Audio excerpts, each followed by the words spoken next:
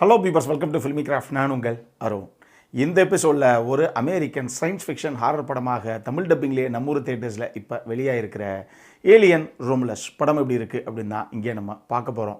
முதல்ல இந்த விமர்சனம் பார்த்து முடித்தவொன்னே பிடிச்சிருந்தது அப்படின்னா லைக் பண்ணுங்கள், ஷேர் பண்ணுங்கள், உங்களுடைய கருத்துக்களை கமெண்ட் செக்ஷனில் விடுங்க. மறக்காமல் நம்ம சேனலுக்கு கடைசியாக சப்ஸ்கிரைபும் பண்ணுங்கள். இப்போ இந்த படத்துடைய கதை என்ன அப்படிங்கிறத லைட்டாக இங்கே நம்ம பார்த்துடலாம். படத்தில் நம்ம கதாநாயகியுடைய பேர் ரெயின். இவங்களுக்கு ஒரு ஆண்ட்ரோ ஹியூமனாய்டு ரோபாட் மாதிரியே ஒரு அண்ணே ஆண்டின்னு.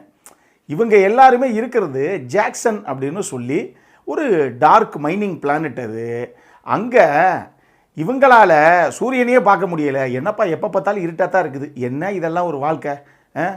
நம்ம இங்கே இருந்து வாழ்க்கையில் சாகிறதுக்குள்ளே ஒரு நாளாவது சூரியனை பார்க்கக்கூடிய இல்லை சூரிய வெளிச்சம் விழுகக்கூடிய ஒரு பிளானட்டுக்கு நம்ம போயிடணும் அப்படின்னு கதாநாயகி ஒரு லட்சிய கனவோடு இருக்கிறாங்க. ஆனால் இந்த பிளானட்லேருந்து அப்படி லேஸில் வெளியே எல்லா பிளானட்டுக்கும் அவ்வளோ தூரத்துக்கு போயிட முடியாது. அப்படி போகணும்னா கண்டிப்பாக ஒரு ஸ்பேஸ் ஷிப் ஒன்று தேவை.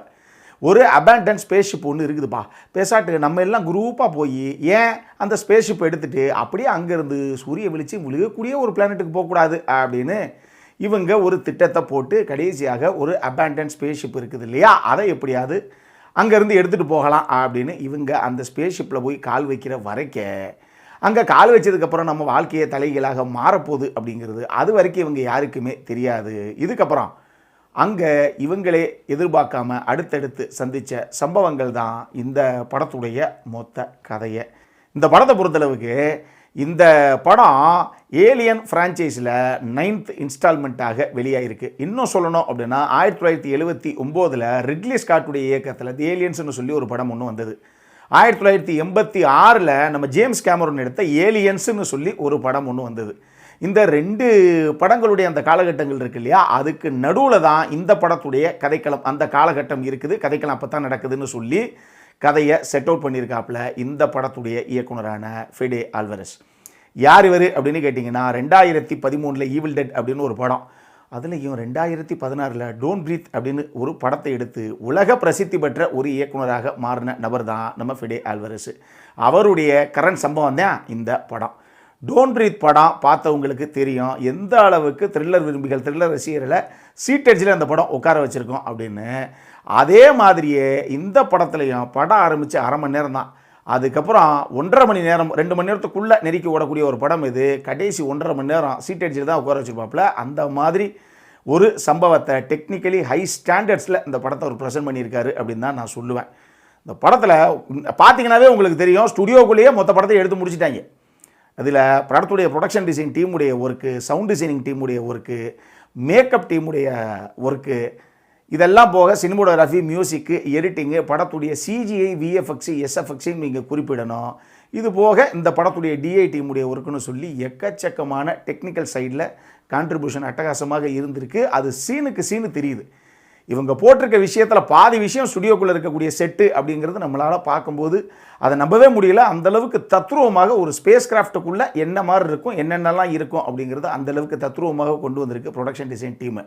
இன்னொரு பக்கம் மீதி எல்லாத்தையும் சிஜிஐ, விஎஃப்எக்ஸில் புகுந்து விளையாண்டுருக்காங்க. எதெல்லாம் எங்கே சிஜிஐயில் பண்ணி உள்ளே சேர்த்தாங்க அப்படின்னு அந்த படத்தில் உங்களால் கண்டுபிடிக்க முடியாது. அந்தளவுக்கு அவுட்புட்டு பக்காவாக டெக்னிக்கலி ஹை ஸ்டாண்டர்ட்ஸில் கொடுத்துருக்காங்க இந்த படத்தில். இந்த படத்தில் இன்னொரு முக்கியமான விஷயம் என்ன அப்படின்னா காஸ்டிங் அண்ட் பர்ஃபார்மன்ஸு. நல்ல ரோல்ஸு, அது சின்ன சின்ன ரோல்ஸாக இருந்தால் கூட நல்ல கதாபாத்திரங்களை எழுதி அதை சூப்பரான ஆக்டர்ஸை காஸ்ட் பண்ணியிருக்காங்க. கேலி ஸ்பானி அவங்க தான் படத்துடைய கதாநாயகியாக பண்ணியிருக்காங்க. படம் நெடுகளும் அந்த கதாபாத்திரம் ஒரு கோபமாகட்டும், பயமாகட்டும், ஒரு பரிதவிப்பாகட்டும், இப்போ அடுத்து என்ன பண்ண போகிறோம் அப்படிங்கிற அந்த ஒரு பதட்டமாகட்டும்னு சொல்லி ஒரு விஷயத்தையும் பர்ஃபார்மன்ஸில் ரொம்ப சூப்பராக கொண்டு வந்திருக்காங்க. அவங்களுடைய அண்ணனாக அந்த ஆண்டி அப்படிங்கிற அந்த கதாபாத்திரத்தை பண்ணின டேவிட் ஜான்சன் ஆகட்டும், அவங்களுடைய எக்ஸ் பாய் ஃப்ரெண்டாக பண்ண ஆர்ச்சி ரினெக்ஸுடைய அந்த பர்ஃபார்மன்ஸ் ஆகட்டும், இசபெல்லா மெர்செட் தான் எக்ஸ் பாய் ஃப்ரெண்டுடைய சிஸ்டராக பண்ணியிருக்காங்க. இந்த மாதிரி ஒரு சில கதாபாத்திரங்கள் ஓரளவுக்கு படத்தில் நிறைய ஸ்க்ரீன் ஸ்பேஸ் கிடைச்ச கதாபாத்திரங்கள் இருக்குது. அந்தந்த ஆர்டிஸ்ட் எல்லாருமே அட்டகாசமாக பண்ணியிருக்காங்க. அதையும் நம்ம குறை சொல்கிறதுக்கே இல்லை, சூப்பராக வந்திருக்கு in terms of casting and performance. இதெல்லாம் தாண்டி நான் சொன்ன மாதிரி 35 நிமிஷம் கதைக்களத்தையும் கதாபாத்திரங்களையும் எஸ்டாப்ளிஷ் பண்ணி முடிச்சுட்டு அப்புறம் சீனுக்கு சீனு சம்பவம் தான் நம்மளை சீட்டேஜிலே உட்கார வச்சுருக்காங்க. இந்த படம் நான் தமிழ் டப்பிங்கில் தான் பார்த்தேன். தமிழ் டப்பிங்கும் ரொம்ப நீட்டாக பண்ணியிருக்காங்க. எங்கேயுமே வந்து விரசமான எந்த ஒரு விஷயமே கிடையாது. ரொம்ப சூப்பராக அட்டகாசமாக பண்ணியிருக்கு தமிழ் டப்பிங் டீமு. அவங்களுக்குமே கண்டிப்பாக ஒரு பாராட்டுகள். இந்த படத்தில் ஒரு சீனு, அது நான் சீனாக ரிவீல் பண்ணலை, ஆனால் ஆன்டி கிராவிட்டி ஜென்ரேட்டரை ஆஃப் பண்ணிட்டோம் அப்படின்னு சொல்லி ஒரு சம்பவம் ஒன்று பண்ணுவாங்க. அந்த ஜென்ரேட்டர் ஆஃப் பண்ணதுக்கப்புறம் அந்த சீக்வன்ஸ் இருக்குது பாருங்களேன், அந்த சீக்வன்ஸும் சரி, அது எப்படி ஆரம்பிக்குது, அதனுடைய கான்சிக்வன்சஸாக என்னென்ன நடக்குதுங்கிற விஷயங்கள் இருக்குது பாருங்கள். இந்த விஷயம் தாட் ப்ராசஸ் அப்படிங்கிற லெவல்லையும் சரி, ரைட்டிங் அண்ட் மேக்கிங் ஃபைனல் எக்ஸிக்யூஷனுங்கிற விதத்துலையும் சரி அட்டகாசம் பண்ணிட்டாங்க. நல்லா யோசிச்சிருக்காங்க. சூப்பரான ஒரு மேட்டர் இது அப்படின்னு நமக்கு தோணுது. அந்தளவுக்கு நல்லா ரொம்ப நீட்டாகவே கொண்டு வந்திருக்கு இந்த டீமை. உண்மையாக இந்த படத்தில் ஏதாவது ஒர்க் அவுட் ஆகலையா அப்படின்னு கேட்டிங்கன்னா, எனக்கு நான் ரொம்ப என்ஜாய் பண்ணி இந்த படத்தை பார்த்தேன். ஏங்க ரொம்ப நாள் கழித்து ரொம்ப பரபரப்பாகவே, ரொம்ப ஜாலியாக, அதே நேரத்தில் ரொம்ப பரபரப்பாக, ரொம்ப இன்டென்ஸாக அந்த பதவதை இப்போ நமக்குள்ளே கடத்துகிற அளவுக்கு ஒரு சில கதாபாத்திரங்களுக்கு ஏதாவது ஒன்று ஆகி போச்சுன்னா, ஐயோ இப்படி ஆயிடுச்சு அப்படிங்கிற அந்த ஃபீல் கொடுக்குற அந்த கிடைக்கிற ஒரு விஷயம் இருக்குது இல்லையா, அது ரொம்ப நல்லாவே பண்ணியிருக்காங்கல்ல அப்படின்னு தான் எனக்கு தோணுச்சு. அதுலேயும் அந்த எக்ஸ் பாய் ஃப்ரெண்டுடைய சிஸ்டராக கேன்னு சொல்லி ஒரு கதாபாத்திரம் ஒன்று வரும். அந்த கதாபாத்திரத்துக்கு கடைசியாக என்ன ஆகுது, அது ஏதாவது பண்ண முடியுமாங்கும்போது நமக்கு டெஃபினட்டாக ஒரு எமோஷனல் கனெக்ட் ஒன்று இருக்குது. அந்த மாதிரி பல விஷயங்கள் நல்லா இவங்க பண்ணதுனாலேயே எனக்கு ஒன்றும் பெருசாக என்னத்தங்க குறை சொல்லிட்டு அப்புறம் என்ன தான் பண்ணுறது, போய் பார்க்குறவங்க பார்க்கட்டும் அப்படிங்கிற மாதிரி தான் எனக்கு தோணுச்சு. மொத்தமாக இந்த படம் எப்படி இருக்குது அப்படின்னு கேட்டிங்கன்னா, என்னை பொறுத்தளவுக்கு நான் ஜாலியாக என்ஜாய் பண்ண, ரொம்ப என்ன என்டர்டெயின் பண்ண ஒரு படம் இது. பெருசாக யோசிக்காமல் பொழுது போலனா தாராளமாக ஜாலியாக ஸ்க்ரீனில் போய் இந்த படம் தியேட்டரில் நீங்கள் பார்க்கலாம். அடல் கானடை பொறுத்தளவுக்கு செக்ஷுவலாக எந்த ஒரு போர்ட்ரேலும் பெருசாக கிடையாது. ஆனால் கொஞ்சம் ரத்தம் தெரிக்கக்கூடிய, ஏன்னா இதுக்குள்ளே ஒரு சம்பவம் ஒன்று இருக்குது. ஒரு க்ரீச்சரை வச்சு படம் நெடுகள் ஒரு சம்பவம் ஒன்று பண்ணியிருக்காங்க. அதில் ஒரு மாதிரி டெலிவரி ஆகிற மாதிரி ஒரு சில காட்சிகள் ரொம்ப குரோதமாக சித்தரிக்கப்பட்டிருக்கு. எனக்கு தெரிஞ்சு அதுக்காகத்தான் A-certified படம் இது. அதை மைண்டில் வச்சுக்கோங்க.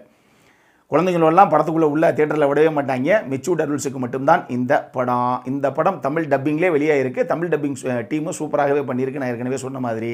ஸோ தமிழ் டப்பிங் ரசிகர்கள் பார்க்கணும் அப்படின்னா கூட போய் பாருங்கள். இந்த வீடியோ பிடிச்சிருந்ததுன்னா லைக் பண்ணுங்கள். ரொம்ப பிடிச்சிருந்ததுன்னா உங்கள் ஃப்ரெண்ட்ஸ் எல்லாத்துக்கும் ஷேர் பண்ணுங்கள். உங்களுடைய கருத்துக்கள் ஏதாவது இருந்தது அப்படின்னா கீழே இருக்க கமெண்ட் செக்ஷனில் எங்களுக்கு தெரிவிங்க. வீடியோவை க்ளோஸ் பண்ணுறதுக்கு முன்னாடி சப்ஸ்கிரைப் பண்ணுங்கள். சப்ஸ்கிரைப் பண்ணும்போது பக்கத்தில் இருக்க நோட்டிஃபிகேஷன் பெல் ஐக்கானையும் கிளிக் பண்ணுங்கள். அப்போ தான் எங்களுடைய வீடியோஸ் எல்லாம் உங்களை ஆன் டைம் வந்து சேரும்.